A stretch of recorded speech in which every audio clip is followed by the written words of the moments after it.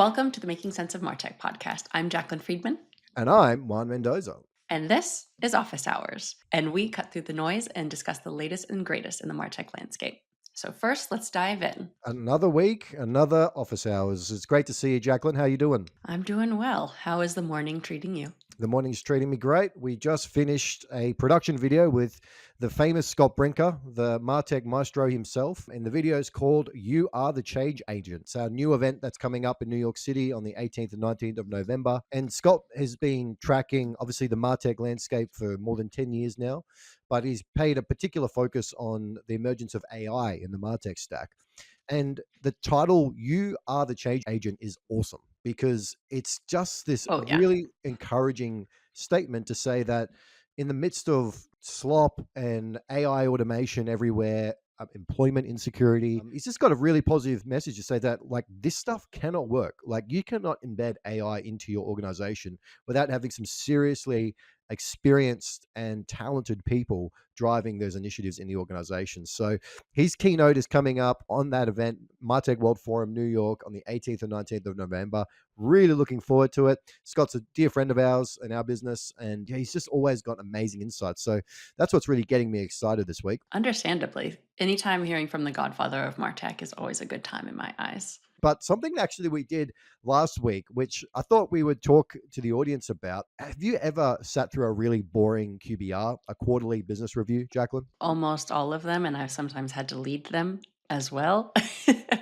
And how do they go? I mean, what's the vibe in the room? What is people's positions to a QBR usually? Rarely excited, often dreaded. And honestly, I think most folks are just waiting for their segment to speak to their slides, as opposed to kind of amping up and really kind of being grateful to what you accomplished in the past quarter, because it is typically a higher stress recap, an environment of what goals did you make, where'd you land on your OKRs, and where'd your team land as well. Yep. You know what's interesting is that, like, if you make some fun elements in a QBR, it actually can be way more successful. So something that we're learning is that we do a QBR at the Martech Weekly. So our team to get together, we've done ours a little bit later due to a lot of travel, but what I've started doing over the past few quarters is create what we call like a meme wall, which is basically taking all the crazy stuff, all the different cities we've traveled, all the crazy things that our customers are doing and everything. All the inside jokes and All the funny jokes. things that happen along the way. Yeah, and I create kind of like a collage of all of that stuff. And then I do a big reveal, and then everyone tries to pick out all the references. So, for example, our head of research, Keanu Taylor, he went both to Vietnam and Copenhagen earlier this year. So he did keynotes in both cities. And I put together a Lego man holding a banh mi. And it took a while for the group to guess that it was actually Lego is from Copenhagen, and the Vietnamese banh mi is obviously that some of the famous food from that country. But we try to make it really fun. Yeah. I thought it was a hot dog. So I Yeah. think that's just my bad eyes.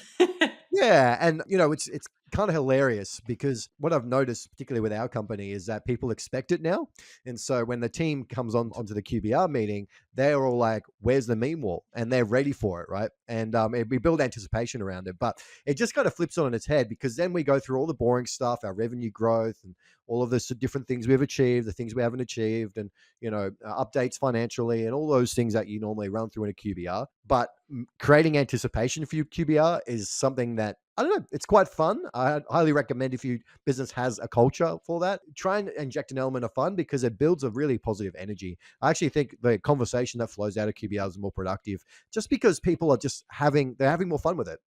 Like, why be so serious all the time? Sure, we've got revenue we need to deliver. We've got, projects that are in flight. We've got all this complexity to deal with. But if you're not having fun with it, it's really hard to attract people to a really productive conversation, which really is what a QBR is all about, is a conversation about where we're at and where we need to be. So that was a big highlight for us last week as well. You mean you should market to your team about a QBR? That Yes. seems pretty revolutionary. Yes. At the end of every leadership conversation is something to do with marketing or sales. You're selling to your team, you're selling to your customer, you're selling to your partners, but I just find that humor and creating comedy, creating opportunities for people to kind of let the barrier down a bit, it just adds so much value. People would dismiss it as not serious or, lacking integrity sometimes, but I would say that if you're not having fun, it's really challenging to get people on board with your vision and where your company is going as well. So, anyway, that was a fun week for us. So, we got Scott Brinker going on about AI. We've got QBRs and meme walls and all kinds of stuff. But let's turn our thoughts to our first topic of the week, which is a little bit multidimensional. But I'm going to start with the Mhm. word Ohana. Why are we talking about Ohana today? So we really are here to ask what happened to Ohana, which, if anyone's seen Lilo and Stitch, Ohana means family. So there's a lot of things to talk about in the Salesforce world. Where do you want to begin? I want to start with an article from David Giller. He was a lawyer turned Salesforce admin. He wrote a fantastic article. It'll be in the show notes where he sort of analyzes what was talked about in all the major keynotes at Dreamforce. And he says that the amount of content or even just shout outs to admins is basically non existent in comparison to years prior. Even just 2 or 3 years ago, admins were always the star, the center of Mark Benioff's keynotes and their sessions, because admins really hold the Salesforce product together in a lot of organizations. It's true. And they had this concept around trailblazers and building a great career with Salesforce. And always the ever Yeah. wanted golden hoodie and getting presented it on stage too. Oh, It was something to aspire. It was a prized possession for many. massive, especially for people that built their whole career on Salesforce. If you've spent 20 years going deep into Salesforce CRM, that is a huge achievement for anyone. But it's not really considered a prized possession anymore. The audience for the message is definitely more executives and senior leaders, no longer the user, no longer the admin or the actual customer. Obviously, the massive topic for Dreamforce this year was Agentforce. Jax, you'll talk about the references to Whew. the new and old products in a minute. But it Oh, definitely yeah. seems like there's almost like a dark theme going on at Dreamforce where it used to be all about the user, but now it's all about AI and the AI Yeah. replacement. And that's probably just adding, it's a subtle thing, but it's probably adding to the employment insecurity, anxiety that a lot of technology people have in business right now. Yeah, and for me that's just really the start of a downfall when the hubris of a company takes over and you forget about your users and those who are actually the ones spending the dollars and building the use cases to spend money with your company. And also they are already facing a fair amount of customer backlash from replacing the help search with Agentforce AI. I have so many screenshots of folks just using Agentforce AI and it doesn't work. And so it caused so much backlash. They're bringing it back mid November, which is crazy. Rarely does that kind of backlash actually amount to change. It just goes to show how not in touch with their customers they are anymore. For in the irony, it's so rich. You're supposed to be your customer relationship management platform of the era, and you're not listening to your very own customers. It's a bit disappointing, to say the least. But speaking of lots of things that happen at Dreamforce, there were 7 different name changes to existing products. Once again, it's always just whiplash in my experience. I mean, everything from what was known as Revenue Cloud to Agentforce Revenue Management, Sales Cloud, aka SFDC CRM, Agentforce Sales. We see a trend here. The one that startles and bothers me the most is Agentforce Marketing, specifically because what happens to, if that's the umbrella term, what happens to the pardots, the exact targets? Are we actually we've done so many changes, we're reverting back to the original names? I don't know. And how are you supposed to know between the large marketing cloud versus the small marketing cloud? What is it if it's called an Agentforce marketing? I have truly no idea. It's funny, isn't it? Like Dreamforce has become kind of a punchline to a joke around the hype, the crazy product marketing that a lot of vendors do. And often, you pointed out really well, the detachment from reality, and Dreamforce is that. It's the center of that. It really is the biggest event Yeah. in the marketing tech industry, really in sales tech, in service tech, and in marketing tech. It is the biggest event on the calendar for most people, but we know that Dreamforce, they still have struggled to get their audience back from pre-COVID. So I think they're still half of the original audience since COVID obviously closed a lot of events down. But even as a company, I mean, their revenue is only up 10% year on year. So like even with all this investment in Agentforce AI, all of this stuff is not driving exceptional growth. It's not 20, 30, 50% year on year. Certainly nowhere near the growth of many of the mainstream AI platforms, or even some of the platforms that have embraced AI, like, for example, Meta and AWS and Azure. So it's interesting seeing that, like, there's this narrative around Agentforce is in everything now. I'm kind of waiting for the day that Mark Benioff renames a company from Salesforce to Agentforce. Oh That may man, actually happen. But on the backdrop of that, we just have incredible criticism right now facing the AI industry. And there's been countless YouTube videos and articles, a famous Bloomberg chart that shows basically round tripping around all these AI companies, OpenAI, NVIDIA, Microsoft, Oracle, all yeah, these the companies are circular scheme. doing the circular scheme. They're taking investments from each other and they're putting those investments straight into literally hundreds of billions of dollars of investment in data centers and chips and manufacturing. And you look at this and, obviously Salesforce, they are really famous for capturing the hype in a bottle, right? And then they try to repackage it for the B2B marketing tech, sales tech, service tech people. But at the same time, the growth isn't really there for Salesforce.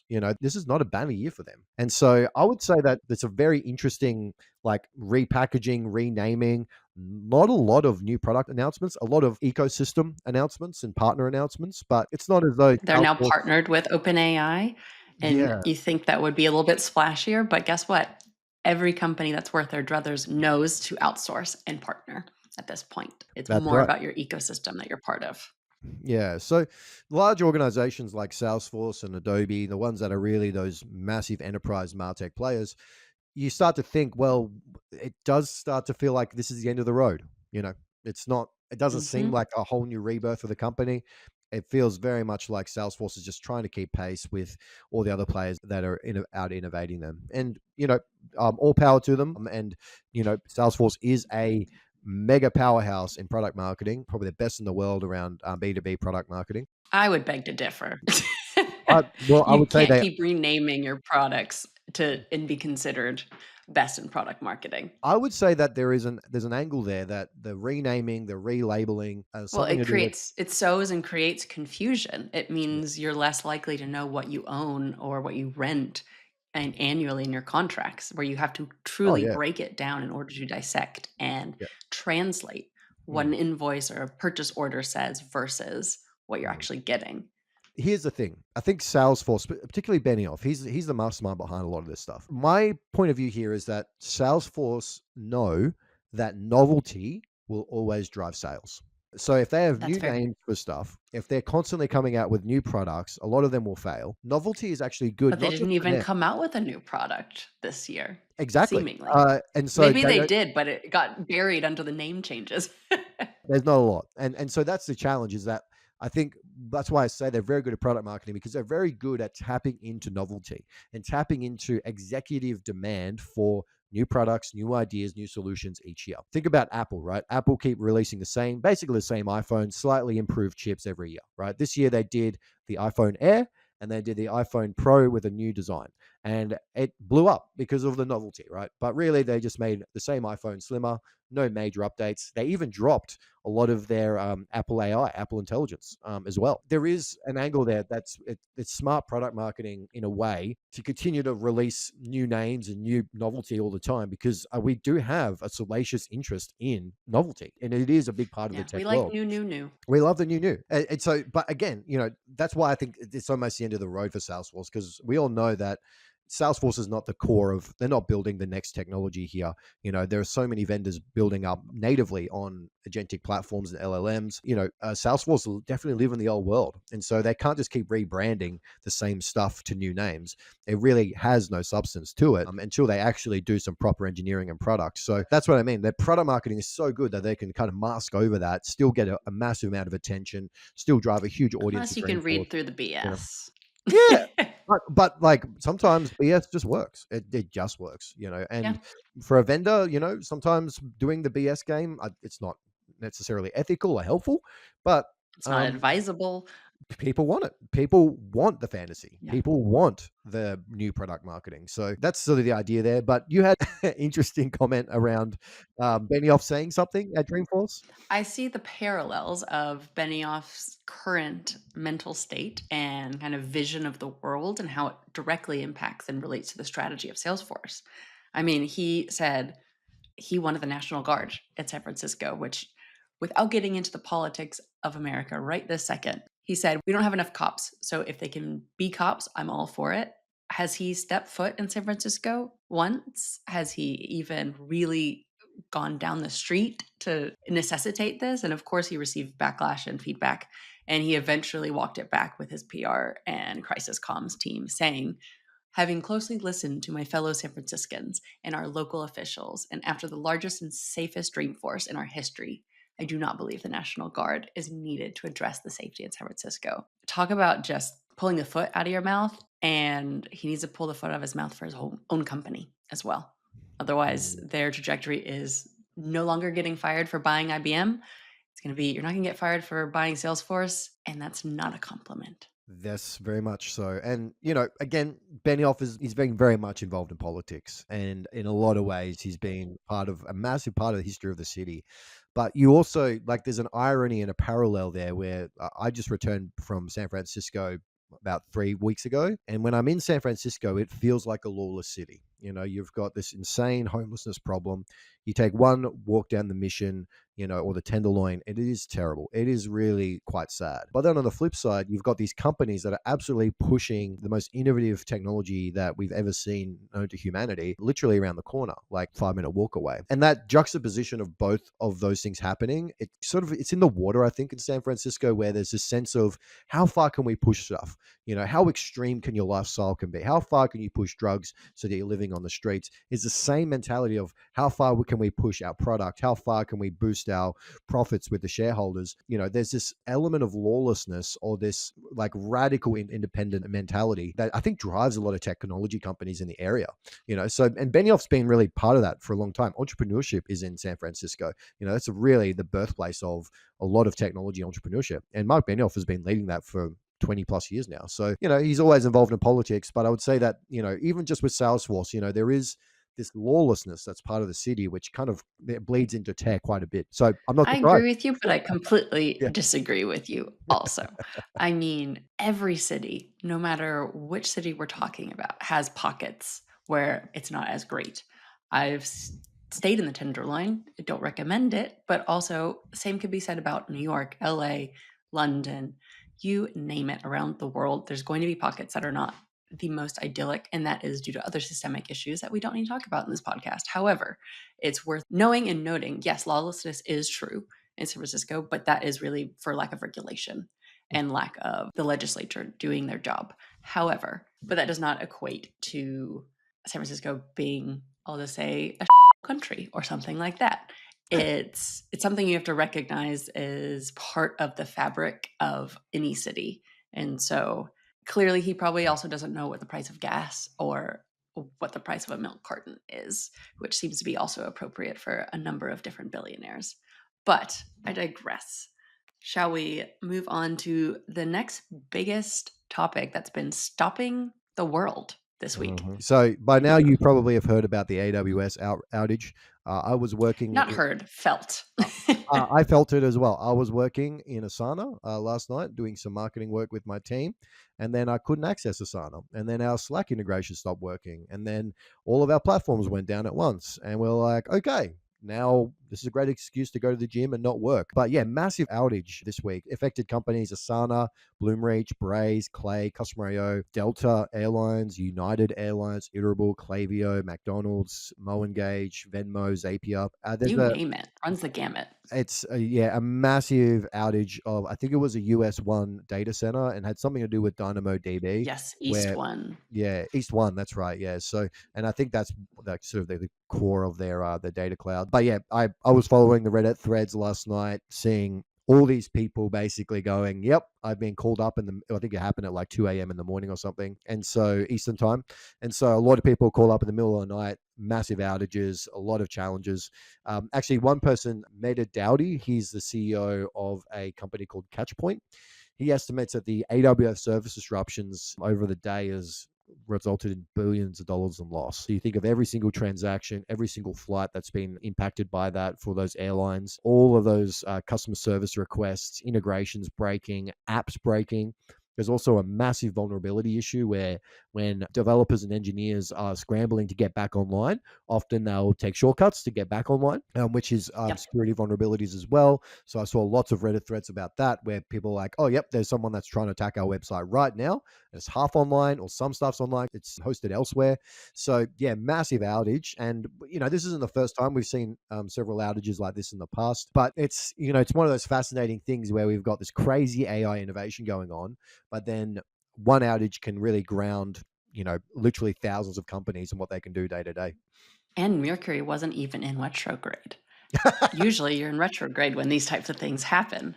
But in my eyes, it's a core principle of everything we deal with in Martech. Diversify everything. Make sure you have second providers, you have backup systems, you always have your redundancies in place because you just never know when it's going to hit. And this is true for every marketing platform. You should have a back end. If Mailgun or Cinch goes down, have your backup. Maybe it's Amazon SES, you name it. You have to have those additional points of leverage in place so that you do not get caught red-handed. It really just shows the fragility of everything of the internet. Anything cloud-based, anything that's not on-prem. Not to say we should go back to the old days of on-prem. However, there is value in having multiple backup plans and Yeah. contingencies to avoid that risk and mitigate it. Yeah, it actually is interesting that, there are, to be an IT person in a lot of organizations today, you're also an AWS person. The amount of training you have to do to be certified in Amazon is incredible. I've done some training in the past. A lot of my friends and colleagues have become AWS certified in Data Cloud. A lot of that is, your whole job is learning, understanding the complexity of AWS. It is a massive complex platform with like literally hundreds of products. So there's a lot to learn. But at the same time, a lot of organizations right now are probably laughing, going, we're so happy we made the effort to go multi-cloud a few years ago and actually make the effort to go, we're not going to have a single point of failure. And as good as these cloud infrastructure platforms are, they are still, for a lot of companies, and this goes to show that they're a single point of failure. And so if you're an airline or if you're operating a large enterprise organization and really everything is running off a single data center or a couple from the same organization, then that's a massive risk point. There's so many overlaps here with Martech vendors. If you put all your eggs in one basket, when that platform goes down, Correct. or when they stop innovating, when their roadmap ends, you've got nothing else to serve your customer. There's all these other risks that go around just learning one platform. But the challenge that we live in today is that these platforms are so complex that it does require basically your entire career to learn some of this stuff if you want to work in IT. There's a trade-off there. One trade-off is convenience. So yep, AWS is hosting everything. Convenient, simple, one bill, and then a key set of skills that we need to get in our business. The convenience factors trade off for the risks around failure. When one platform goes down, it all goes down. You can't serve your customer anymore. Is there an argument here to say, well, do you embrace more complexity, multi-cloud, so maybe on-premise servers, fallbacks that perhaps outside of your existing cloud provider? There's a great argument for that, but it kind of falls flat when it comes to the cost out, because it increases your costs and increases your complexity in your business. Of course. It also increases the challenge around just finding talent that can manage multi-cloud on multiple instances of a data cloud. So it's a very challenging conversation. I will challenge that, Yeah. because if the estimates are true and it's going to be hundreds of billions of dollars in loss of productivity for workers, but also the mechanics of the business, is that worth your money to mitigate that type of risk? Yep. And so you have to do that cost benefit analysis of what is the breaking point of being offline for 5 hours or 15 hours? Which one is going to be exactly the point in which we recognize what we need? Yeah. Well, it's one of those things. No one likes to talk to IT until something breaks. Well, and the irony, to kind of wrap this all up, is Benioff has been kind of saying his customer is now IT ultimately. And so it's a very Oh, yeah. interesting interplay how all of this is coming together. Definitely. So if you were affected, hopefully your website's back online by now, and everything is smooth sailing again, and your integrations are no longer broken. Let's just hope that. And also make sure your lawyers review your service level agreements to see what compensation you might get and receive. Love that. Brought to you by our sponsors. On November 13th, Hightouch is hosting Has Martech Failed Marketers, featuring Scott Brinker of Chief Martech and Adam Greco. They surveyed 384 marketers and found nearly 75% of Martech struggles come down to one thing: data. Not the tools, not the strategy, the data underneath it all. And that doesn't surprise me one bit, and you may even hear from me in the report. Scott and Adam will unpack what's really behind the pain and how fixing your data unlocks cleaner reporting and true personalization at scale. RSVP at hightouch.com/has Martech failed. And now back to office hours. Let's move on to our hot take, the hot take of All the right. week. So, Yeah, great let's hear article. it. So, fantastic article by a person. His name's Alan Trefler. He's the CEO of Pega. Fun fact: he has been the CEO of Pega for 42 years. Pega Wow. is one of the most well-known, most established decisioning platforms, AI decisioning, customer decisioning platforms in the world. They work a lot with financial institutions, insurance companies, large regulated organizations, but they've been around since the 80s. So Alan has obviously seen a lot of this world over many, many years, probably from the early ideas of AI right through to the hype cycle we have around AI decisioning in the customer experience. But he has a few hot takes, which are quite good. He has a great article. It'll be in the show notes. But right now, we're seeing a lot of interest around AI decisioning. There's a lot of new vendors that have come into this space recently, and their goals is to automate marketing, particularly lifecycle marketing using AI decisioning. So you've got the customer experience platforms building. They've been building things in this space for a while. And then you've got CDPs that are building this as well. And it's been interesting, like just AI has really kicked off this whole domain. Obviously, we've seen just recently the acquisition of OfferFit by Braze. In our last office hours, we saw the major announcements by Braze about AI decisioning and AI agents. But Alan Trefler has a different perspective, which I thought was quite helpful, given that his experience in the space for many, many years. So he says that most enterprises are using AI backwards. Like that's his first thing he says. So Bold statement. it is a bold statement, and he says that there are different limits, like taking an AI decisioning model and then applying it to your lifecycle marketing or your customer experience program is probably a terrible idea because the technology is just not quite there yet. So you can applying like reasoning AI, he calls it reasoning AI in live customer settings, make it super dangerous because it can be unpredictable. There could be huge compliance risks. Recently, I did a talk on this where, Canada Airlines got under fire for this, where they were offering discounts to customers that didn't exist.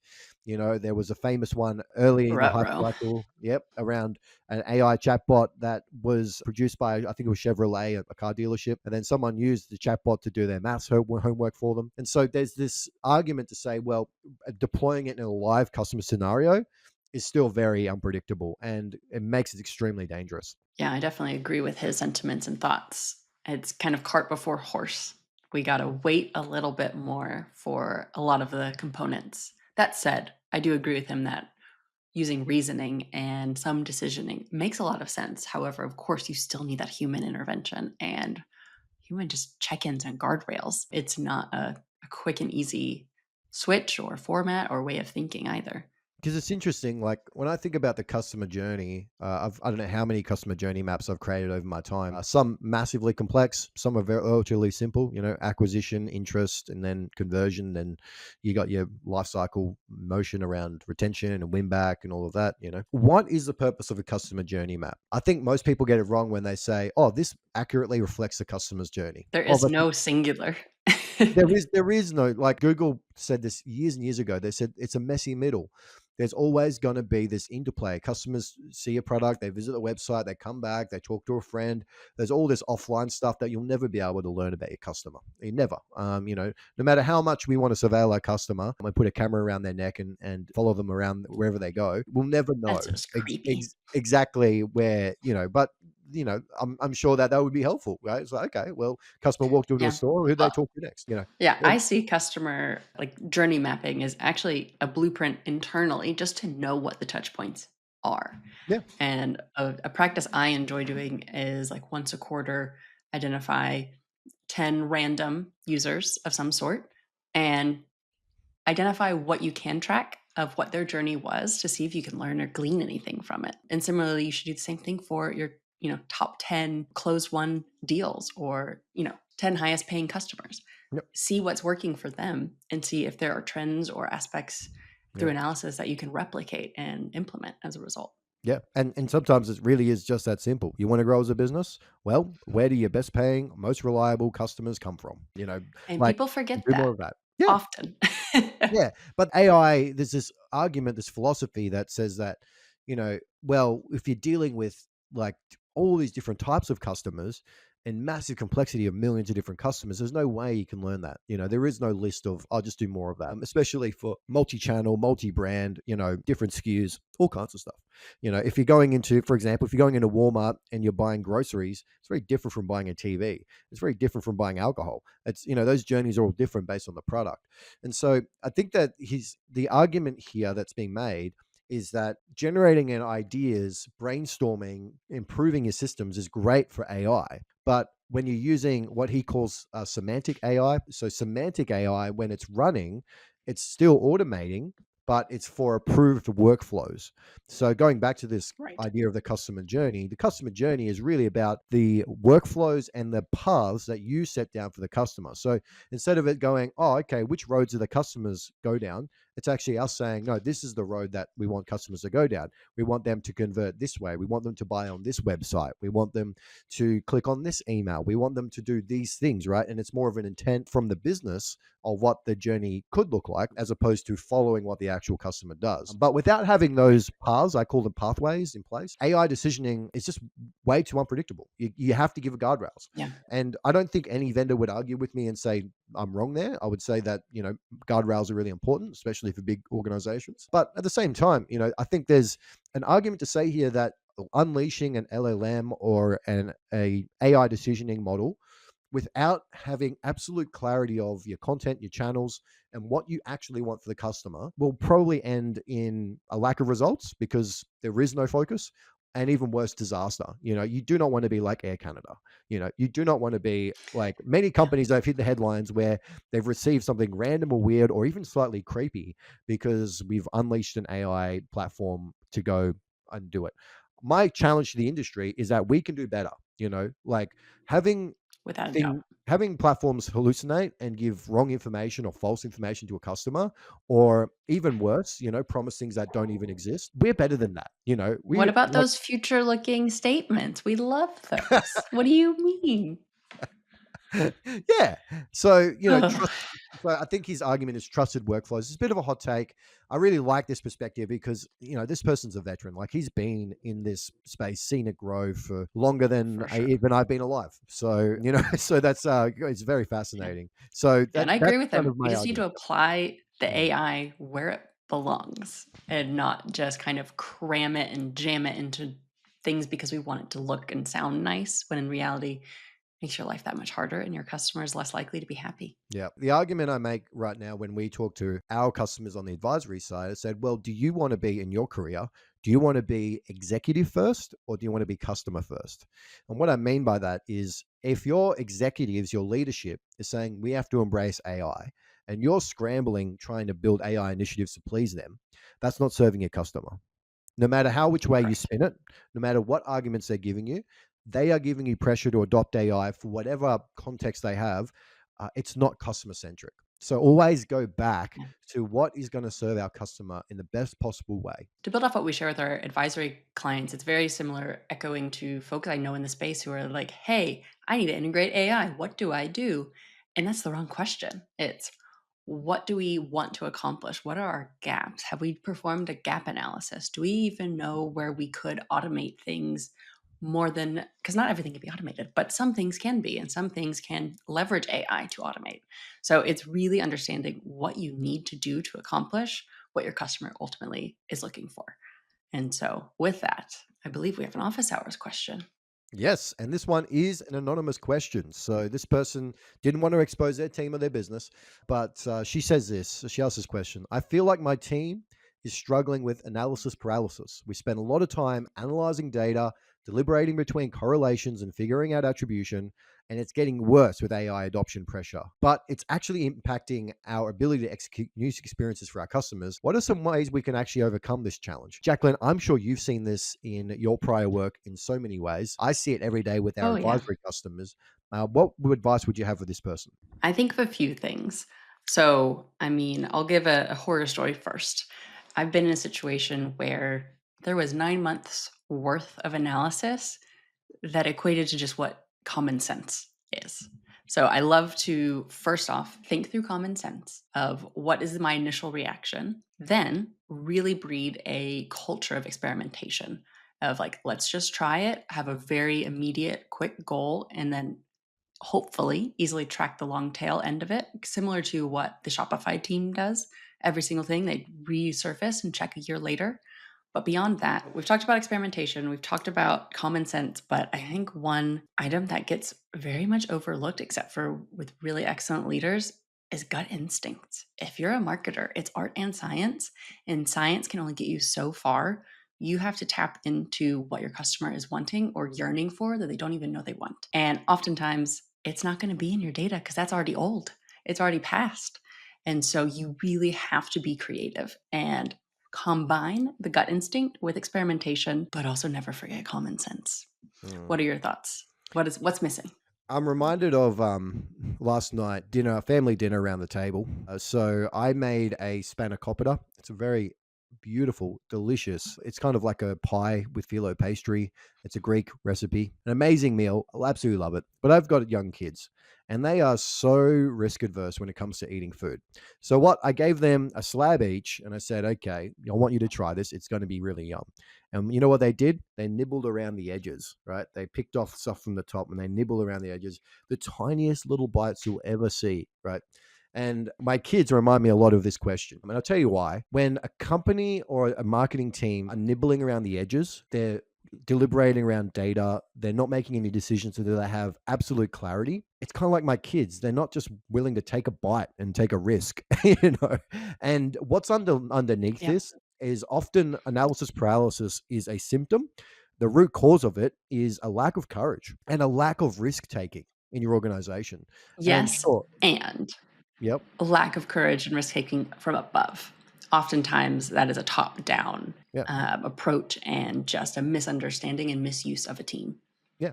And so you could be nibbling away at something and looking at it and correlating it and never actually try it. And so at the end of the meal with my kids, I was like, you guys didn't actually eat that. They're like, yeah, we did. Daddy, we did. You know, I'm like, no, you didn't actually take a bite. And I think marketing is, I actually sat down with a brilliant CMO 2 weeks ago, and we were talking about attribution and we are talking about analytics.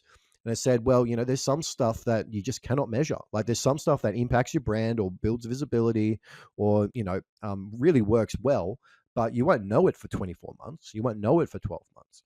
And then the CMO came back to me and said, that's why I have a job. My job as a CMO is to find those opportunities that are not immediately measurable, that are not things that we can directly correlate, and to encourage the business to take risks in their marketing. And I thought that was a brilliant summarization of what a CMO can actually be in an organization. Is that sometimes you can spend all the time doing attribution analytics and all of that. There's a place for that. Don't get me wrong. You know, you should definitely learn as much as possible about what's influencing your customer. But at the same time, if it's holding you back from actually taking a risk, then what's going to happen is that your organization will only do the same old thing. You'll never get to the next opportunity. I'm sure most of us in our careers, we want to be the marketer or the leader in a marketing tech organization that is taking the You company got to to the take a next level. risk. Yeah, taking the company to the Yeah. next $100 million or the next $10 million incremental return this year. That's what we want. We don't want the next 5 to 10, you know, nothing. We want the next 100 thing to happen in the business. And the only way you can get there is sometimes just taking a leap of faith. So often when I talk to my customers, I'm like, this Yep. is all great and all, but this is your leap of faith. Will you take it? And I hope more customers do it. So maybe this conversation going back to your team and Agreed. who's driving this analysis focused questions and asking them like, how's your risk tolerance? Should we be taking more risks? How would it feel if we took a risk here without having all the perfect data, and see what happens? Yeah, I love that. Well, next up, we have a confession corner submission this week. It's not from Anonymous, but Juicy J. The CEO asked to hear my elevator pitch at an event as I was speaking to a prospect a couple of months into my role. I had to turn to him and kindly ask him to leave because I got too nervous and forgot the elevator pitch. I think we've all been there at some point in our lives. I mean, brain farts are a thing, let's be honest. And also just like pressure freeze fawn flight. You never know what you're going to get. I can definitely relate to this Oh, very me much so. too. Me What too. about you, Juan? Thanks for that confession. I think it's great. I mean, if your executive is a wise leader, they would recognize that this person doesn't need criticism, they need encouragement, you know. Yeah. And often people that feel quite nervous, I've dealt with plenty of people in the past that have really struggled to do public speaking or pitching. And the best thing to do is just to be as kind as possible in their first few goes, because that's really all you can offer is a go, you know. So very good Spread vulnerable moment. kindness. Yeah.